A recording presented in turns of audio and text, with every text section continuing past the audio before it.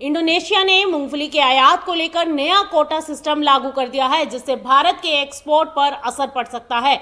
और इस नियम के तहत क्वालिटी स्टैंडर्ड्स को और सख्त कर दिया गया है। और सबसे बड़ी समस्या ये है कि व्यापारियों को तैयारी के लिए बहुत कम समय मिला है। आमतौर पर ऐसे बदलावों के लिए 90 दिन मिलते हैं, लेकिन इस बार सिर्फ 14 दिन का समय दिया गया है, जिससे एक्सपोर्टर्स के लिए स्थिति मुश्किल हो गई है। नए नियमों के अनुसार अब इंडोनेशिया को मूंगफली भेजने के लिए किसानों और निर्यातकों को ग्लोबल जीएपी यानी गुड एग्रीकल्चर प्रैक्टिसेस सर्टिफिकेट भी लेना होगा। और यह सर्टिफिकेट लेना आसान नहीं है और इसमें 3 से 6 महीने तक का समय लगता है। ऐसे में अगले कुछ महीनों तक भारत से मूंगफली का एक्सपोर्ट रुक सकता है। एक्सपोर्ट रुकने से बाजार में मूंगफली की कमी हो सकती है और जिससे कीमतों में 60 से 80% तक बढ़ोतरी की आशंका बताई जा रही है। कुछ जानकारों का कहना है कि दाम दुगने तक भी हो सकते हैं, क्योंकि इतनी जल्दी कोई देश इन नए नियमों को पूरा नहीं कर पाएगा। हालांकि ये नियम सभी देशों पर लागू होता है, लेकिन भारत पर इसका ज्यादा असर पड़ेगा, क्योंकि इंडोनेशिया भारत से सबसे ज्यादा मूंगफली खरीदता है और पिछले कुछ सालों में भारत की कुल मूंगफली निर्यात का बड़ा हिस्सा इंडोनेशिया को जाता रहा है।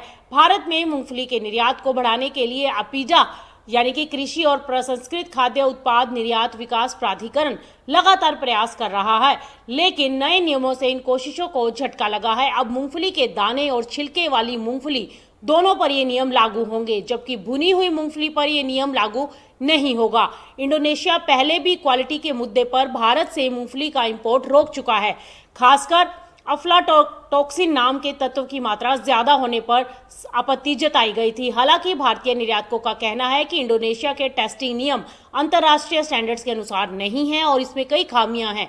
कुछ समय पहले निरीक्षण के बाद इंडोनेशिया ने भारत से आयात फिर शुरू किया था, लेकिन साथ ही नियमों को और सख्त कर दिया था। इससे कई छोटे निर्यातकों ने बाजार से दूरी बना ली।